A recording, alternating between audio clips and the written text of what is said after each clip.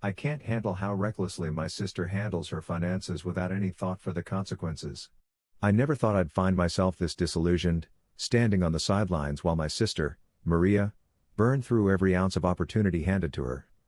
This story isn't about bitterness but about hard lessons learned, the kind that sting long after the initial hurt fades. 4 years ago, Maria was living in a dilapidated shack with her 3 teenage sons. At $900 a month, it wasn't much, but it was all she could manage. Her credit score lingered in the 500s, and while she talked a good game about wanting to buy a home, I wondered if she truly had the discipline to make it work. Still, I wanted to believe in her.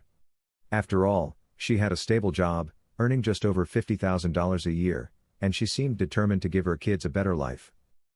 I live out of state, but I decided to help in whatever way I could. I added Maria as an authorized user on several of my credit cards, not to give her spending power, but to boost her credit score. The plan worked, and her score jumped by over 100 points. That opened the door for her to qualify for a low-income housing program. In 2020, Maria purchased a modest yet beautiful 4-bedroom, 2-bathroom home for $160,000 at a 3.5% interest rate. Her mortgage, including property taxes and insurance, came to $1,300 a month. Before she signed anything, I repeatedly asked her if she could handle it financially. She assured me she could. She spoke with conviction, ticking off all the responsible things she planned to do: budgeting, building savings, and making this house a true home for her boys. I wanted to believe her, so I gave her a fresh start.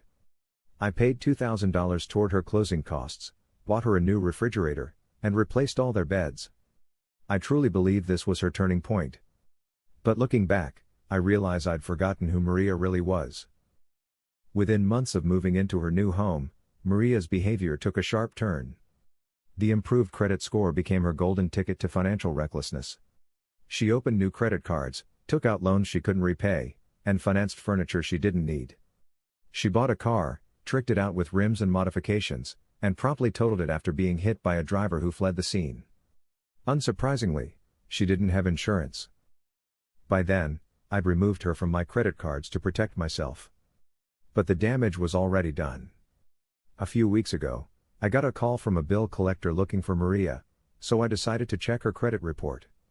What I found made my stomach drop. Since 2020, she'd fallen 5 months behind on her mortgage multiple times.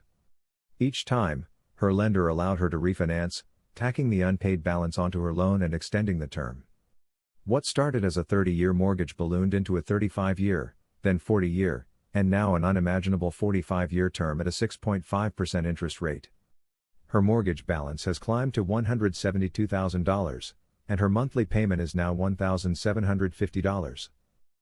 If she couldn't manage $1,300 a month, how does she expect to afford $1,750? Maria's spending choices have only added fuel to the fire. On Facebook, I've watched her buy an exotic bully dog that she regularly grooms, gift her boyfriend a $1,000 gold chain, and build a ridiculous fish pond complete with a pump, bridge, and koi fish. Meanwhile, her yard is overgrown and unkempt. She and her unemployed boyfriend host elaborate football parties with a massive projector screen in their backyard, as if they're living in luxury.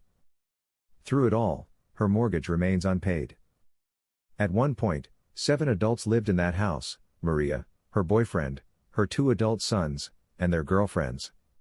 Yet she still couldn't keep up with her payments. How hard would it have been for each adult to chip in $200 a month? But no, Maria's poor financial habits have rubbed off on everyone around her. 3 months ago, Maria called me, asking to borrow money. I lied and told her I'd lost my job. I couldn't bring myself to help her again, not after everything she'd squandered. I want to tell her to sell the house before it's too late. With the current market, she could likely get $200,000 for it, and after realtor fees, walk away with around $18,000. But I know she won't listen.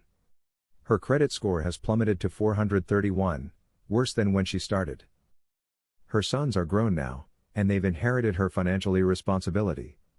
My heart breaks for them, but I can't set myself on fire to keep Maria warm anymore. I work 2 jobs, putting in 55 hours a week. My own mortgage is less than hers, and I live frugally, knowing I need to save for my retirement. I don't have children to lean on in old age, So I'm determined not to end up in a low-end nursing home, forgotten and neglected. Maria will likely lose the house she fought so hard to get.